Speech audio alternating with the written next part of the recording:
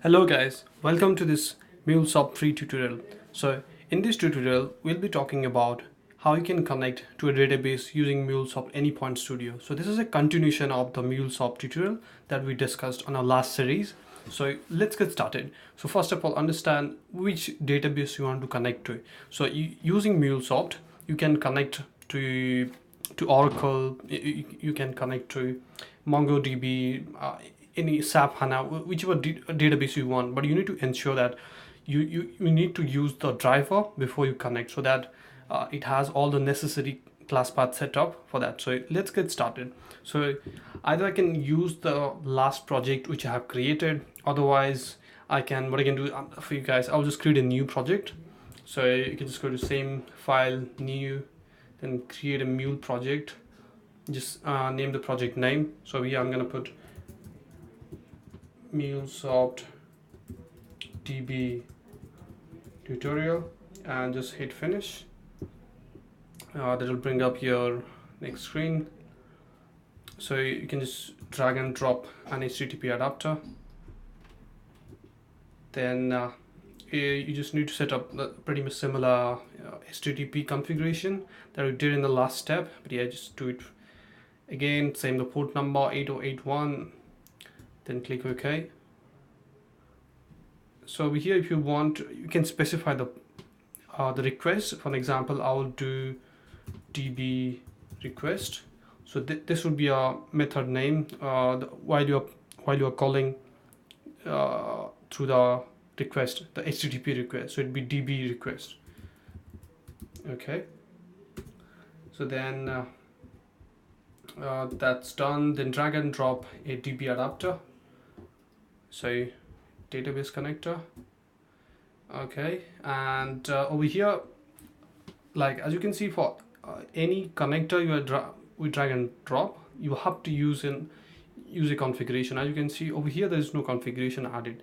So once you create a configuration, you can actually reuse. I mean, like on your project, you can reuse this configuration multiple times. For an example, I would say I did this Mulesoft tutorial, right? So if you go to the Mulesoft tutorial, as you can see, this is the message flow, but behind the scene, what it does, it creates a XML file. So if you go to configuration XML, over here you can see pretty much what we have done so far. So I mean, I have created a new one, but what I could have done, or once you get in a lot of hands-on experience using Mulesoft Anypoint Studio, you can play around with things. Like you can just simply copy paste the same thing, so you can reuse. So that's also like a tips and tricks. So you can just copy paste the same thing and just put it over there. And it's the same thing created just to show you the difference. As you can see, so this is the HTTP configuration. Okay, and you come over here, go to configuration XML. See, so it's pretty much the same. Okay, right? If I paste the same details, see, it's pretty much the same. So you can just copy paste. Okay, so but yeah, I'll just leave it for as of now. Flow name, let's go back to, see, as we don't have the db configuration added, it's showing an error. So if you go back, once you create the db configuration, it will add the listener configuration pretty much similar to you can HTTP. So HTTP we have path, whereas on db you will have operations like select, insert, or update, whichever you want. So let's go to message flow. So let's do the db configuration. Okay, so database. So I'm gonna use just an open source database, that is S2. So I'll say S2 DB, just to make the naming convention correctly. Then I'll just go to add over here generic. I mean, as you can see, you can connect to MySQL, Oracle. So these are the standard ones, Derby, but you can also connect to any other open source. For an example, as I said, S2 is an open source database. You can also connect to MongoDB or any other open source database. Okay, and just click OK. Then over here, you need to give the database URL and like JDBC URL that you want to connect to, and the driver class name. Okay, I forgot to add the jar file. So it's like the driver class name only comes up once. You need to add the class path file first. Okay, so let's do that first, then we'll come over here. So in order to do that, I just place that file, like my s2db is on on my D drive over here. So I'll just copy this path. I'll go to Mulesoft DB tutorial, right click, then go to properties. Okay, then as you can see, there's a whole bunch of things, but you need to just check about Java build path, because this is where all the Java files have been taken. So if you guys have a bit of understanding, you have ran few Java codes, I would say like it'll be pretty much easier, you know. So then go to add external jars. So here you just need to specify, okay, as you was here before, I was still, just for your understanding, bin, you can go to the same location, just make sure, like in my case, as you can see, it's S2 database, so I'm just adding it to S2 jar.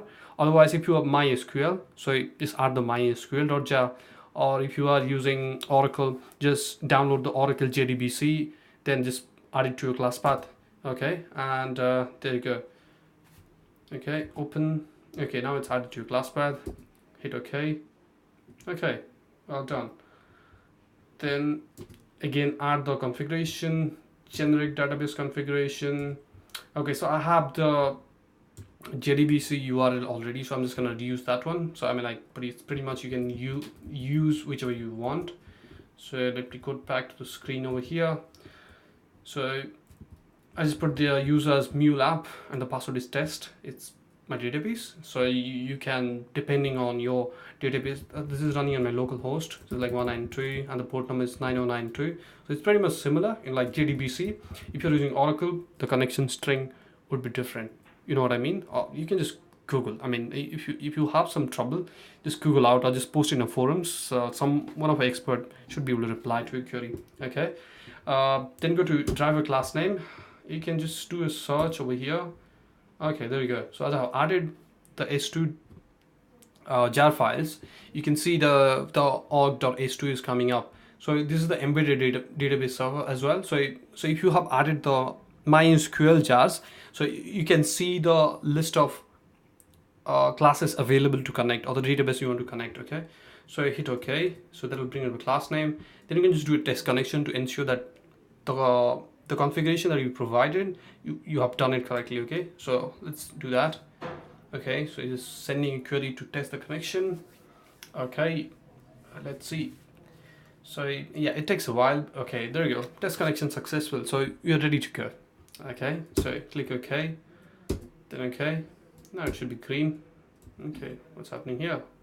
Why it's red? Okay, because we haven't chosen the operation. Okay, so as I told you before, you can do a whole bunch of operations. You can select, you can insert, you can update, you can even call a stored procedure. You can execute the DDL. So yeah, if you have a lot of experience around database, you can play around with this stuff. Okay, so I'm just gonna do a simple select query. So select. Okay, and just drop down a bit. So as you can see over here, you can do a dynamic query. So like if you want to pass something from here, for an example, from a HTTP, every time you pass something that come over here, that you can do. Otherwise, I'm just going to do a simple query, parameterized. So it's like select start from customers. So let me open up my screen here. So select start from customer. So this is my database. So there are like some few records I've inserted. Okay, so I'm just going to put the same stuff over there. Okay, select start from customer. And we are done. Okay, yeah, I guess we're all done. Okay, see, now it's all good. Okay, so just for a record, what you can do, you can add one logger so that you can see what's happening. Okay, there you go. Okay, so this is the response logger. So what you can do here, payload dot contains, no, I'm just gonna leave as of now, no, not the payload one.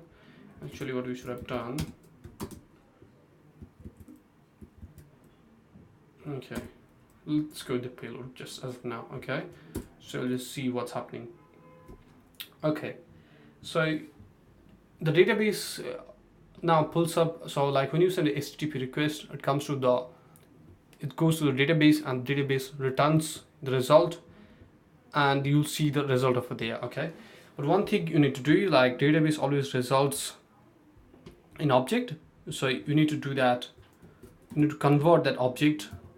So if you search here, object JSON to object, you can see a whole bunch of things, but you need to do object to JSON. You can actually do object to XML as well. So as you can see over here, but we're going to try object to JSON as of now. So object to MIME, object to message, object to XML. So let's try the JSON one first. We'll give it a test, then we can do the XML. Okay, cool. Let's go. So, okay, so that's it. Then we'll just hit save and do a deployment. Okay, run as, so it's pretty much similar, you know, like Mule application. Now it just deploys your application over here. Okay, let's see, initializing, and there we go, deployed. Nope, not yet. I was a bit excited. Okay, there you go, deployed. So now just make sure that you are sending to the right path. Over here, as you can see, DB request. So it'll be pretty much similar to localhost, your port number / DB request. Okay, so there you go. So just put the DB request. So it should bring up the details. Okay, there you go. As you can see, customer ID 64. This is the address, last name, first name, last updated date, which is pretty much similar that we have seen in the database over here. Okay, so let's do one change. So what you want to do here is, as you have seen, this is a JSON format. Okay, so we want to change it to XML. Okay, so it's pretty easy to do that. So let me show you that. So you can just, all you need to do is delete this one and drag and drop the object to XML. Okay, I forgot to show you what happened on the logger part, but yeah, we'll cover that up on the XML part. Okay, so now just hit save. Now you can still see that. Okay, there you go. Okay, so as you can see here, so the logger monitored what the result we got. Okay, as you can see, it's pretty big because JSON, so the XML one should become pretty nice and easy. Okay, so just hit save. One thing you'll observe here, when I hit save, it just deploys automatically. So that's a pretty cool feature, you know, like, yeah, if you've done some editing, you just deploy it. But yeah, sometimes it's a bit of a pain, because when you don't want to deploy, you accidentally made some changes. So you can actually play around with these things like window preference over here. Okay, you can search and change the configuration the way you want. Okay, so okay, let's now send another request and see how it's working. Okay, there we go, DB request, and just hit enter. Okay, there you go, nice and easy. As you can see, it's pretty much formatted in XML format. So as you can see, it's pretty easy to play around. I mean, like, if you want to make some changes, it's really easy. I mean, like, that Mulesoft is that easy. But yeah, when you have when you want to learn some advanced concepts, you have to dig a bit deeper and understand the core concepts. Okay, all right. So let's go back to a screen over here. Okay, and you can see in the logs as well. Okay, there you go. So from the beginning. Okay, so here's the info. This is where the request came in from the HTTP listener configuration, and there you go. This is the output.